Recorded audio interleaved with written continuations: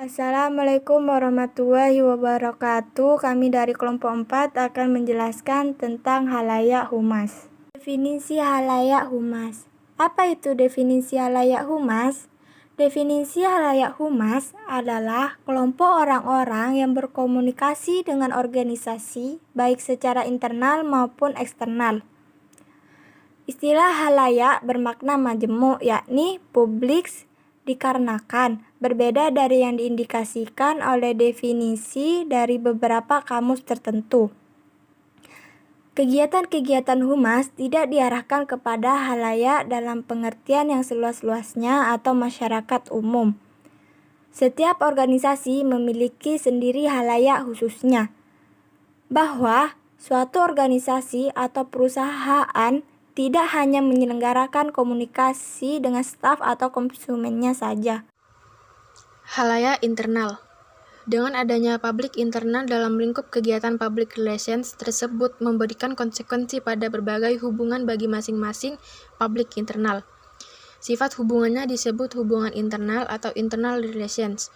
Beberapa bentuk hubungan internal dalam perusahaan. 1. Publik pegawai atau employee public. Kegiatan public relations untuk memelihara hubungan khususnya antara manajemen dengan para karyawannya. Hubungan ini dalam rangka kepegawaian secara formal. Employee public atau publik pegawai adalah salah satu internal publik yang dijadikan salah satu sasaran dari kegiatan public relations di dalam usaha untuk mencapai tujuan organisasi. Mereka merupakan suatu potensi yang sangat berarti dalam organisasi, potensi mana yang dapat dikembangkan lebih baik dari sebelumnya. Seorang pemimpin haruslah berkomunikasi secara langsung dengan karyawan. Ia harus senantiasa mengadakan kontak pribadi atau personal kontak. Misalnya dengan bercakap-cakap dengan mereka sehingga dapat mengetahui kesulitan, keinginan, harapan, dan perasaannya. Onong Ustjana Effendi menyatakan bahwa kegiatan untuk menciptakan hubungan baik dengan para pegawai dapat dilakukan melalui A. Upah yang cukup, B. Perlakuan yang adil, C. Ketenangan kerja, D. Perasaan diakui, E. Penghargaan atas hasil kerja, dan F. Penyaluran perasaan. 2. Public manager atau manajer publik. Dalam hal ini, jika manajer diperlukan untuk dapat mampu membuat, menetapkan keputusan, sampai pada menyampaikan keputusan yang berkaitan dengan berbagai kebijakan manajemen di bidangnya bahkan mungkin di bidang umum. Ini berarti mereka mempunyai kontribusi terhadap berbagai kebijakan manajemen yang sangat dapat memikul tanggung jawab besar bagi perusahaan. Untuk konsekuensi ini, maka dapat dilakukan berbagai kegiatan untuk melakukan hubungan baik dengan para manajer, di antaranya A. Memberlakukan adanya uang tunjangan jabatan, B. Uang resiko jabatan, C. Kegiatan coffee morning di antara para manajer dalam rangka membina hubungan dan bahkan memungkinkan adanya keluaran ide kebijakan bagi perusahaannya. D. Koordinasi kerja antar bagian. E. Jika memungkinkan menyediakan alat transportasi bagi kepentingan dinas, dan F. Rumah dinas. 3. Publik pemegang saham atau stockholder publik. Kegiatan public relations dalam rangka memelihara hubungan dengan para pemegang saham ini sangat penting sebab besar kecilnya modal menentukan besar kecilnya perusahaan, sehingga hubungan dengan stockholder ini tidak boleh dikesampingkan oleh pihak perusahaan. Usaha membina hubungan dengan stockholder tidak lain adalah untuk tujuan memajukan perusahaan. Komunikasi dengan mereka dapat dilakukan di antaranya dengan cara berikut. A. Mengatakan selamat kepada pemegang saham yang baru. Komunikasi seperti ini akan menimbulkan kesan baik, di mana para pemegang saham merasa dihargai dan dihormati dan mereka akan menganggap perusahaan kita adalah perusahaan yang bonafit. B. Memberikan laporan. Laporan mengenai perkembangan perusahaan adalah merupakan kegiatan komunikasi yang berfungsi sebagai kegiatan yang harmonis, di mana ini juga menanamkan kepercayaan pemegang saham kepada perusahaan. C. Mengirimkan majalah organisasi. Majalah organisasi merupakan medium yang baik untuk membina hubungan harmonis dengan para pemegang saham.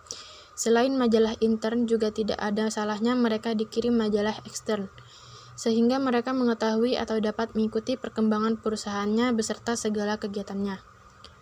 D. Mengadakan pertemuan. Pertemuan secara face-to-face adalah bentuk komunikasi yang lain untuk membina hubungan yang harmonis. meningkatkan pengertian bersama, dan meningkatkan kepercayaan. Ini dapat dilakukan dengan cara menyelenggarakan pertemuan antara pimpinan organisasi dengan para pemegang saham sehingga akan menambah eratnya hubungan. Dapat juga diadakan pertemuan lengkap dengan seluruh karyawan, misalnya acara halal bihalal, peringatan ulang tahun perusahaan, pertemuan yang membicarakan masalah pembagian keuntungan, penjualan saham baru. 4. Publik buruh atau labor public. Kegiatan public relations dalam rangka memelihara hubungan antara pimpinan dengan serikat buruh dalam perusahaan dan turut menyelesaikan masalah-masalah yang timbul antara keduanya. Disinilah letak peranan public relations di mana ia harus mengadakan tindakan-tindakan preventif mencegah timbulnya kesulitan-kesulitan. Dengan demikian, public relations berarti turut juga melancarkan hubungan yang harmonis antara kedua belah pihak. Di antaranya sebagai berikut. A. Menyelesaikan kasus tentang ada rasa permusuhan terhadap pimpinan dan sebagainya. B. Tuntutan kenaikan upah sampai terjadinya mogok kerja. C. Kasus PHK. Halayak eksternal.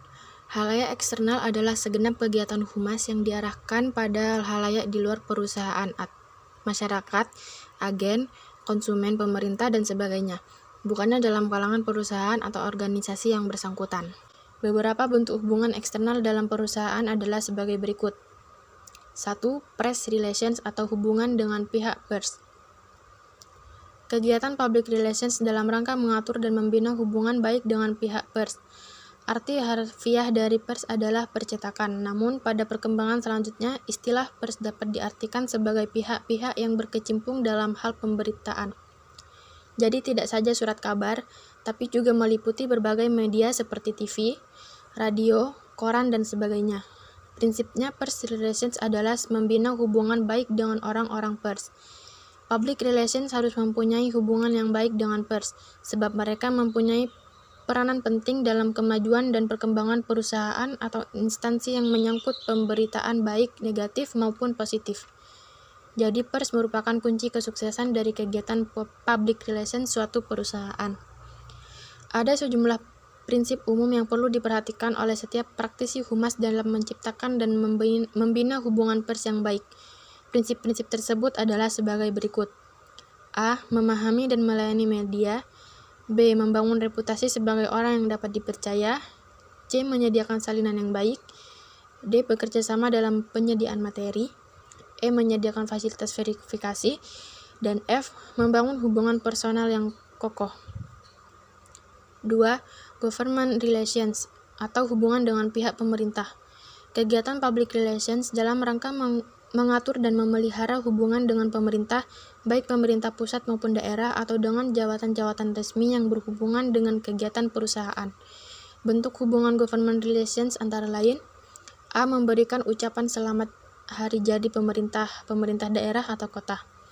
B. Pengiriman agenda bagi instansi-instansi pemerintah terkait. C. Mengadakan kegiatan kesenian, olahraga, mensponsori kegiatan baik dalam konteks nasional maupun internasional dalam rangka mengharumkan nama bangsa. D. Mengundang pejabat pemerintah untuk meresmikan suatu acara perusahaan. Dan E. Melakukan kegiatan lobby secara baik dengan pihak pemerintah untuk memperlancar suatu kegiatan perusahaan. 3. Community relations atau hubungan dengan masyarakat sekitar. Public relations dalam rangka mengatur dan memelihara hubungan baik dengan masyarakat setempat yang berhubungan dengan kegiatan-kegiatan perusahaan. Yang dimaksud dengan community di sini adalah masyarakat sekitar atau tetangga. Kegiatan community relations yang harus dilaksanakan diantaranya: A. Memberikan beasiswa bagi yang memerlukan khususnya bagi masyarakat sekeliling perusahaan. B. Mendirikan sekolah-sekolah dalam usaha menggalakkan pendidikan. C. Mendirikan asrama-asrama bagi mereka yang memerlukan. D. Mendirikan tempat ibadah. Dan C dan E. Mengadakan pembagian makanan. 4. Supplier relations atau hubungan dengan para rekanan atau pemasok. Kegiatan public relations dalam rangka mengatur dan memelihara hubungan dengan para investor agar segala kebutuhan organisasi atau perusahaan atau instansi dapat diterima dengan baik. 5. Customer relations atau hubungan dengan para pelanggan. Kegiatan public relations dalam rangka mengatur dan memelihara hubungan baik dengan para konsumen agar produk yang kita buat dapat diterima dengan baik oleh para konsumen. Salah satu kegiatan mengadakan hubungan baik konsumen yaitu dengan pelayanan melalui iklan. Karena di samping mempromosikan hasil produksi perusahaan yang tentunya memberikan keuntungan di pihak perusahaan, juga ada keuntungannya bagi pihak konsumen, yaitu bagi pihak konsumen merupakan input tentang bagaimana barang tersebut digunakan dan apa keuntungannya jika konsumen menggunakan barang tersebut. Kegiatan customer relations diantaranya sebagai berikut. A. Memberikan ucapan selamat hari raya kepada pelanggannya. B. Memberikan ucapan selamat tahun baru untuk nasabah. C. Pemberian kalender. D. Pemberian buku telepon. E. Melakukan publisitas. F. Memberikan informasi kegiatan periklanan. Dan G. Memberikan potongan harga. 6. General relations atau hubungan dengan umum. Mengatur dan membina hubungan baik dengan publik umum sehingga produk atau jasa dari perusahaan dapat menjadi perhatian dan selanjutnya publik umum ini dapat menjadi konsumen atau pelanggan. 7. Educational relations atau hubungan dengan bidang pendidikan. Kegiatan public relations dalam rangka mengatur dan membina hubungan baik dengan lembaga-lembaga pendidikan. Di antaranya adalah sebagai berikut. A. Memberikan sumbangan dana untuk pendidikan. B. Memberikan sumbangan untuk pembangunan sekolah. C. Memberikan beasiswa. D. Menjadi bapak asuh bagi siswa berprestasi. Halayak utama. Ada 8 halayak humas yang sering menjadi subjek halayak dari berbagai macam organisasi secara umum. Halayak humas yang utama diantaranya adalah 1. Masyarakat luas. Masyarakat luas merupakan segmen masyarakat yang menjadi halayak bagi suatu organisasi yang akan berbeda dengan halayak organisasi yang lain. Contohnya halayak pasar swalayan, Pemda, instalasi nuklir, pabrik, lembaga pendidikan yang akan jelas berlainan satu dengan lainnya. Yang kedua adalah para calon pegawai atau anggota. Para calon pegawai atau anggota tak akan tertarik untuk melamar menjadi anggota atau pegawai suatu organisasi apabila mereka tidak mengetahui apa yang dilakukan oleh organisasi itu, serta sejauh mana potensinya sebagai majikan yang baik. Yang ketiga adalah para pegawai atau anggota pegawai. Para pegawai atau anggota pegawai suatu organisasi meliputi suatu orang yang bekerja pada atau menunjang suatu organisasi, yakni mulai dari pucuk pimpinan atau pihak manajemen dan para eksekutif, petugas gudang, pabrik dan laboratorium, staf kantor atau administrasi umum, staf divisi pelayanan dan penjualan, staf transportasi dan sebagainya. Yang keempat adalah para pemasok. Pemasok ada 2 jenis pemasok, yakni yang memasok jasa-jasa seperti air bersih dan energi, serta pemasok berbagai macam bahan baku serta komponen produksi. Yang kelima adalah para investor uang. Para masyarakat keuangan kesediaan untuk membeli saham dari suatu perusahaan emiten didasarkan pada pengetahuan atau calon pembeli mengenai latar belakang kinerja dan prospek ekonomis dari perusahaan emiten yang bersangkutan. Jika suatu perusahaan gagal memberi informasi yang benar, harga sahamnya bisa merosot secara tajam.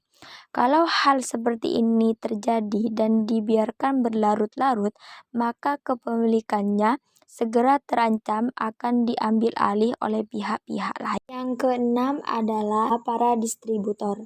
Distributor adalah mereka yang menangani fungsi perantara antara produsen dan konsumen.